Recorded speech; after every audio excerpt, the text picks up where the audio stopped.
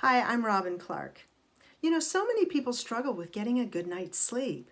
And it's important, right? Because when you don't get a good night's sleep, you don't feel yourself. It impacts your mood, you feel more anxious and depressed. Pain is amplified. Yeah, you want to get on top of the sleep.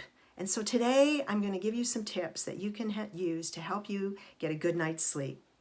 And of course, it's important to talk with your doctor about if you have any sleep issues or concerns. But there are a lot of things that you can do to create an environment in your home that is more conducive to a good night's sleep. It's called sleep hygiene. And that's what I want to talk to you about today. So there's a lot of things that you can do. And one of them is to have an established regular bedtime and wake time.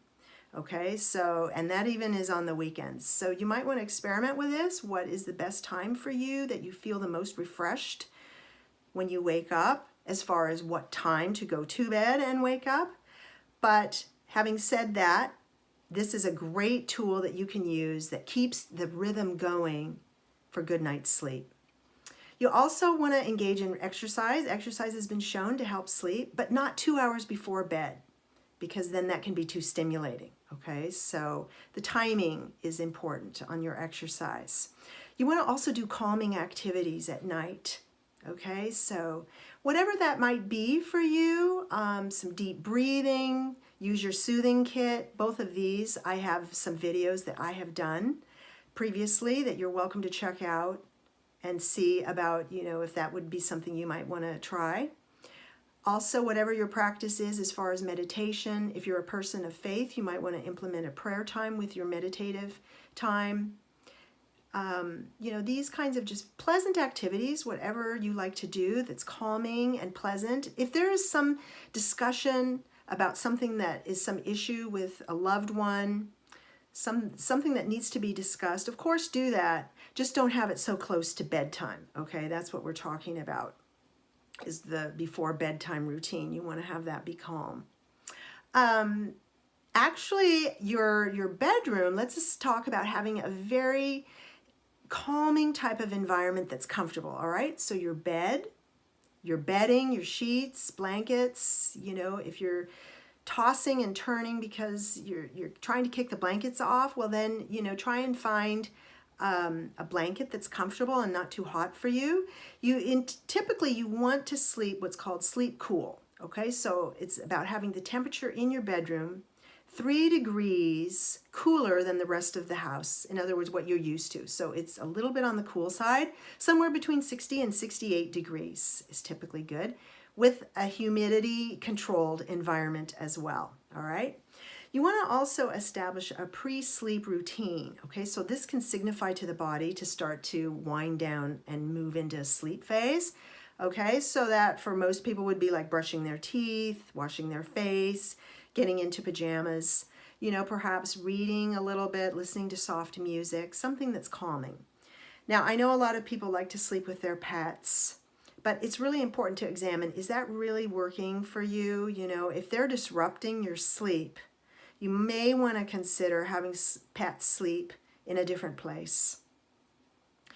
Of course, if there's things that you need to process and look at, regular journaling, that's important to do that too, just not too close to bedtime. So do that earlier in the evening.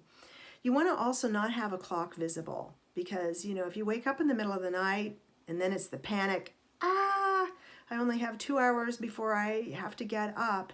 And now you've got the adrenaline going and some cortisol going, and now you're, you're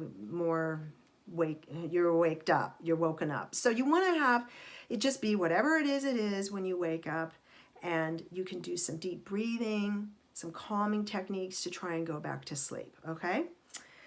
As well as falling asleep, you might want to do the deep breathing and muscle relaxation. A lot of people find that very soothing and calming. Some things that you don't want to do. Okay, naps are typically not recommended. It just interferes with the sleep cycle. And another thing you want to be careful of too is the caffeine and nicotine intake.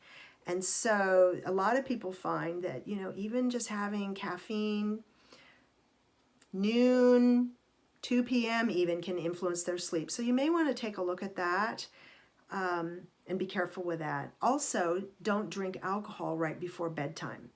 I know that alcohol can make you feel drowsy, but it actually is a stimulant. So there's a high chance that it can actually wake you up in the middle of the night, and insomnia, in other words. So you want to kind of watch that too.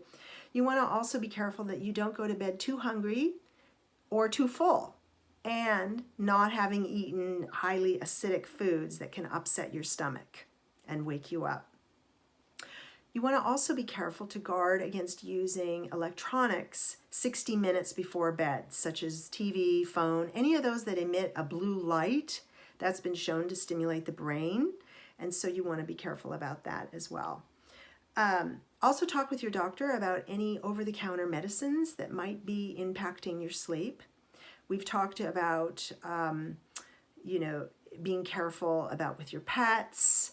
Also, you don't want to engage in interpersonal arguments right before bed. You want to also be careful too about the type of TV shows, not too stimulating, not the action movies or the horror flicks right before bedtime as well, because that can kind of keep you up. Okay, I hope that you found this helpful. I would be curious to know what your thoughts. If you have any comments, feel free to leave them in the comment place below. Like, share, and subscribe to this video series. If you think that this would be helpful, I'd appreciate that. Also, contact me at my website below. I look forward to hearing from you. Have a great day. Bye.